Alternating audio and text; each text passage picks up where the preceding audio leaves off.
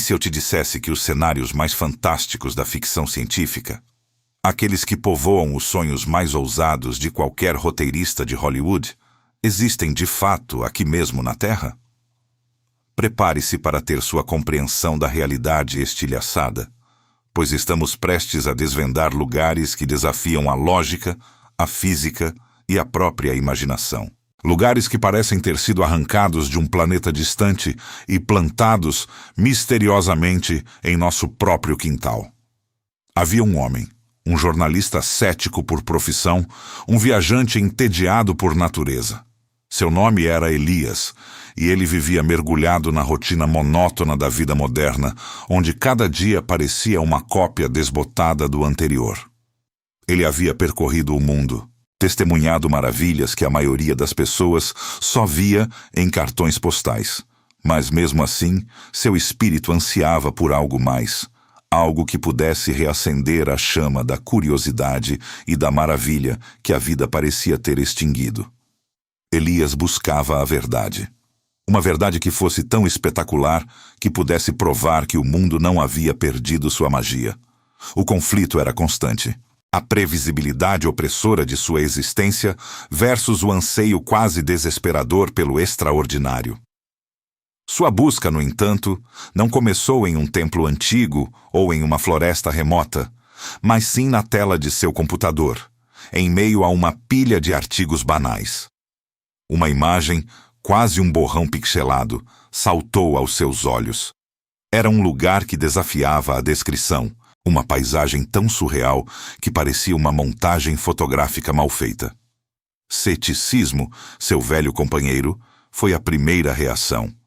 Aquilo era impossível.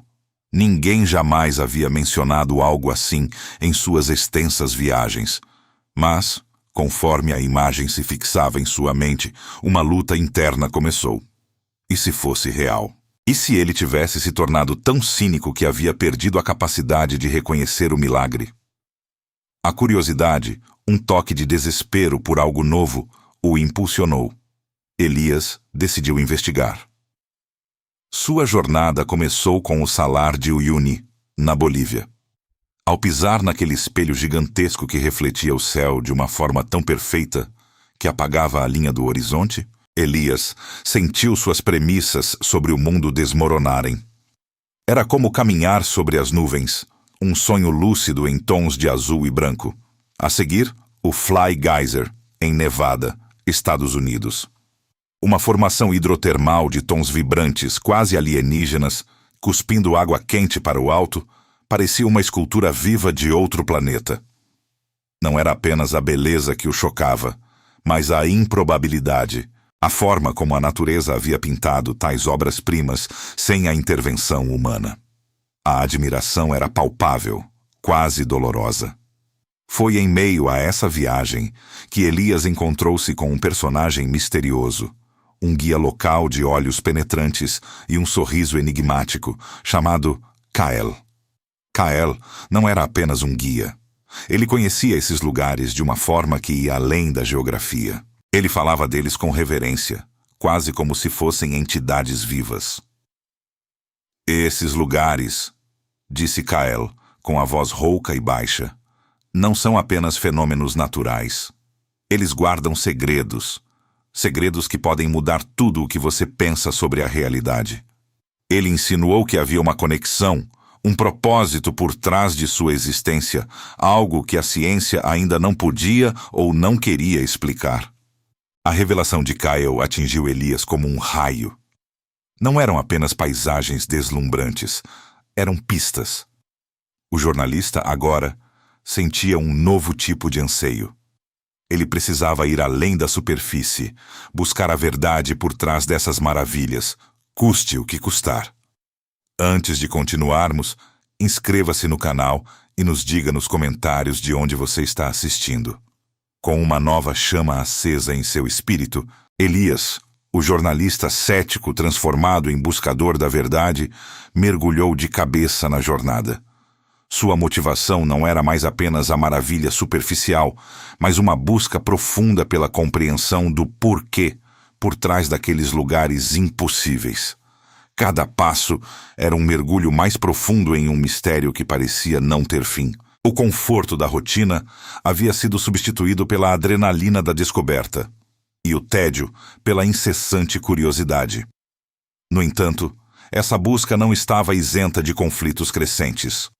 Os locais que ele agora procurava eram ainda mais remotos, mais inóspitos, exigindo um nível de resiliência e determinação que ele nem sabia possuir. Sua próxima parada o levou às cavernas de gelo de Mendenhall, no Alasca. Adentrar aquelas catedrais azuis de gelo era como entrar no coração de um diamante gigante. Cada superfície brilhava com uma luz etérea, e o silêncio era tão profundo que se podia ouvir o próprio pulsar do mundo. A beleza era de tirar o fôlego, mas a fragilidade do ambiente, com o constante gotejar da água e o som distante de gelo se movendo, lembrava-o da precariedade de sua existência ali. Em seguida, a floresta de pedra de Shilin, na China. Milhares de formações rochosas pontiagudas se elevavam em direção ao céu, criando um labirinto natural que desafiava a escala humana. Era fácil se perder naquele emaranhado de estátuas de pedra, e Elias sentia-se um grão de areia em um deserto de gigantes. Nesses lugares, ele começou a notar padrões sutis, anomalias geológicas que não se encaixavam nas explicações convencionais. Havia uma simetria estranha em certas formações, uma ressonância peculiar que parecia vibrar no ar, como um sussurro de algo antigo e poderoso. Foi então que Kael reapareceu, não por acaso, mas como se estivesse sempre um passo à frente de Elias. Ele não trazia respostas prontas, mas sim pistas mais diretas. Em um encontro casual em um mercado remoto, Kael entregou a Elias um pequeno objeto de pedra polida, gravado com símbolos que o jornalista nunca havia visto antes. Isto, disse Kael, com seus olhos de águia fixos nos de Elias, é um fragmento de algo muito, muito antigo, de uma época em que o véu entre os mundos era mais fino.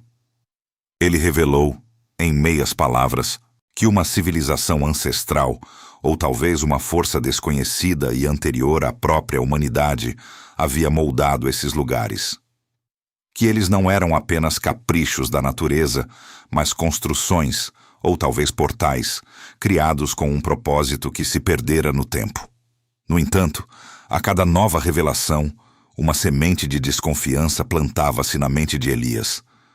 Kael sabia demais. Suas aparições eram convenientes demais.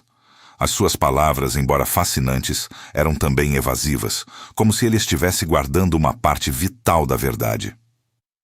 Seria Kael um guardião, um guia, ou talvez um manipulador com uma agenda própria? A tensão aumentava, e Elias se via questionando as verdadeiras intenções de seu enigmático mentor. A jornada não tardou a apresentar seu sacrifício. Durante a exploração de um cânion subterrâneo na Patagônia, o equipamento de iluminação de Elias falhou, mergulhando-o em uma escuridão absoluta e claustrofóbica. Por horas, ele tateou no breu, o pânico ameaçando dominá-lo, o frio penetrando seus ossos. Quase se perdeu, quase cedeu ao desespero. Mas a imagem dos lugares que já havia testemunhado, a promessa da verdade que o aguardava, o impulsionaram. Ele superou o medo, encontrou uma saída e emergiu, exausto, mas com uma determinação renovada. A motivação havia se transformado em obsessão, alimentada pela certeza de que estava perto, muito perto, de uma descoberta monumental. O fragmento de pedra que Kael havia dado a Elias começou a reagir a certos locais, vibrando e emitindo um brilho fraco. Elias percebeu que não era apenas uma peça de uma civilização antiga, mas um mapa codificado, um guia para o que viria a seguir. Decifrando os símbolos com a ajuda de textos arcaicos que Kael havia acidentalmente deixado para trás, ele percebeu que todos os lugares estavam interligados, formando uma constelação terrena. E no centro dessa constelação, a chave para tudo, estava o último lugar da lista. Um lugar mais misterioso, mais perigoso e mais inacreditável do que qualquer outro que ele já havia visto. A jornada final havia chegado. A verdade aguardava. A jornada final de Elias o levou a um deserto de cores vibrantes, um lugar que parecia ter sido pintado pelas mãos de um artista cósmico. Rochas de tons carmesim, laranja e violeta se erguiam do solo, formando cânions e mesetas que dançavam sob o sol escaldante. O ar era rarefeito, e o silêncio, quase ensurdecedor, era quebrado apenas pelo sussurro do vento. Este era o último lugar, o ápice de sua busca, e sua grandiosidade superava qualquer coisa que Elias pudesse ter imaginado. Cada passo era um esforço, a exaustão física e mental pesando sobre ele, mas a proximidade da verdade o impulsionava. O fragmento de pedra em seu bolso vibrava com uma intensidade crescente, um guia inconfundível.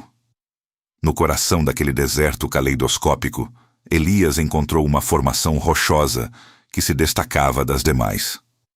Era um monólito gigantesco, liso e escuro, contrastando drasticamente com as cores ao redor.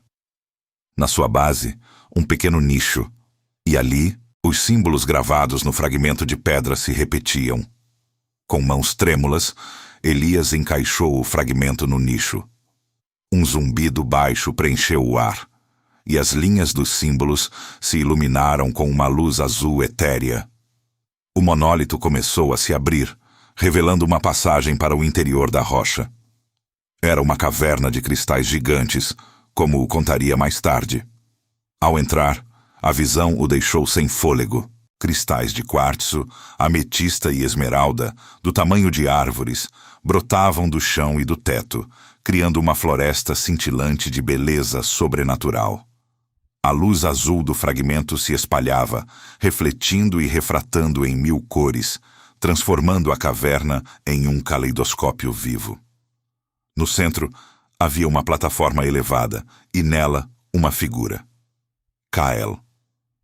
O guia misterioso estava ali, imponente, com um sorriso que Elias nunca vira antes, um sorriso de sabedoria antiga e serena. Você chegou, disse Kael, sua voz ressoando pelos cristais.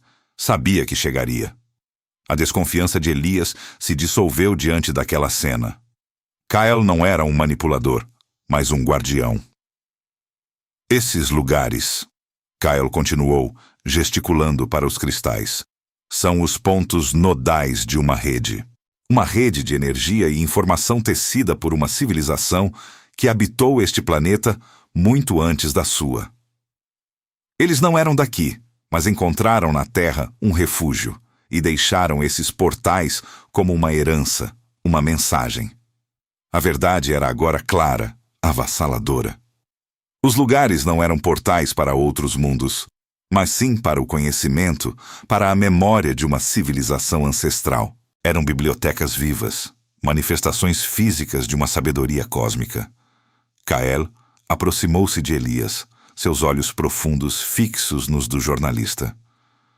Você é o primeiro em milênios a decifrar a mensagem completa. A humanidade estava pronta para encontrar isso agora.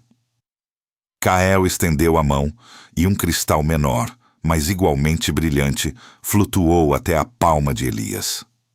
Este é o seu legado. A verdade não é para ser guardada, mas para ser compartilhada. Para inspirar, para abrir mentes, para mostrar que o universo é muito mais vasto do que imaginamos. Elias sentiu a energia do cristal pulsando em sua mão. Ele não era mais o jornalista cético, nem o viajante entediado. Era um mensageiro. Sua visão de mundo, antes limitada pelos dogmas da ciência e da razão, havia se expandido para abraçar o infinito.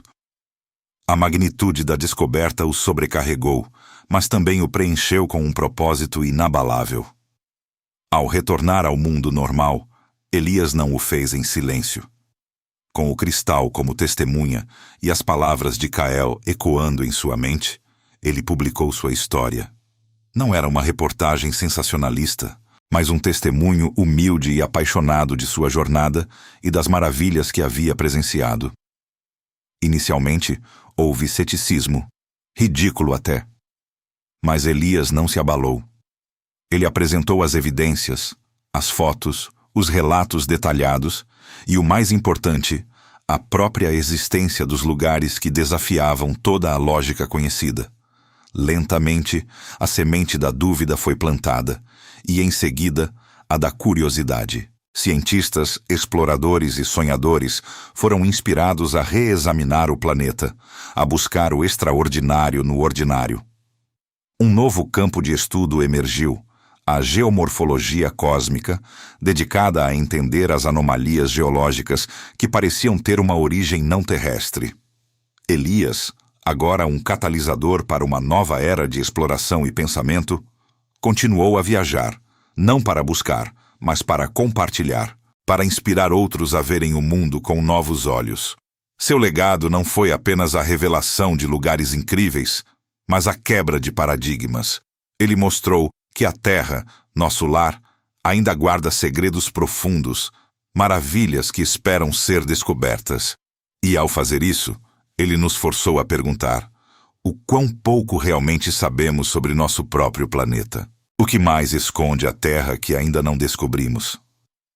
Será que estamos verdadeiramente prontos para o que ela nos reserva? A jornada de Elias havia terminado, mas a busca pela verdade, pela maravilha, estava apenas começando para a humanidade.